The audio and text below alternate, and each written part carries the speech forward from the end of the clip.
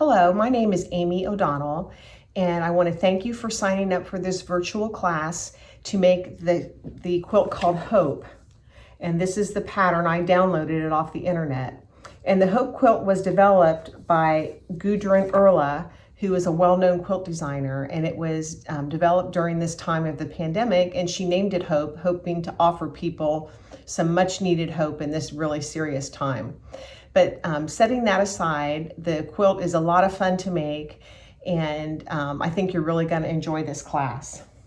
So we do need to have the pattern. Some of you may have downloaded it like I did, or some of you may have purchased a printed copy, which has become available only recently because this is such a new quilt. But this is the pattern we're going to be using. It's a fun quilt because it has a lot of layout options in the end. For the purposes of the class today, I'm going to be making the small size, the crib size quilt. So I wanted to mention that. As far as supplies, you're going to need a sewing machine. You're going to need your best friend, the seam ripper. You're going to need thread, bobbins, basic sewing supplies. If you have a Stripology ruler, you can either use the Stripology XL. This is what I have, the Stripology XL. Or you can use the Stripology Squared ruler on this quilt. If you don't have a Stripology ruler, I will also show you how to use just your regular 6x24 sewing ruler. So that ruler will work as well.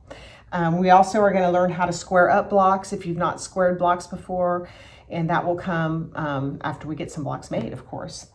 I'm trying to think if there's anything else I need to tell you. You're going to need the fabric as recommended by the pattern for your selected size of quilt, and it's you can either use fat quarters or you can use 10-inch squares, and I'm going to be using some 10-inch squares on my quilt.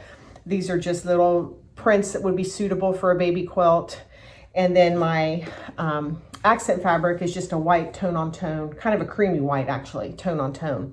So you need to go ahead and get your fabric cut. Cut your strips with your Stripology ruler, your 2.5-inch strips, and then we can go ahead and get started on the quilt. I think that's all I need to tell you for now. So go ahead and get your background fabric cut. Just cut the 2.5-inch strips. Don't subcut them yet.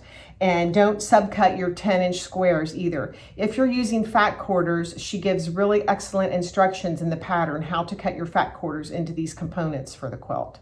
So when we come back, we will kind of talk about subcutting our background fabric, and we will talk about cutting and sorting our squares for our blocks that we're going to start making. So that's what we'll be doing. So go ahead and get your fabrics cut. So you should end up with some 2.5-inch strips of your background fabric and some 10-inch squares that we're going to actually build the blocks out of. We'll see you in a little bit. Thank you.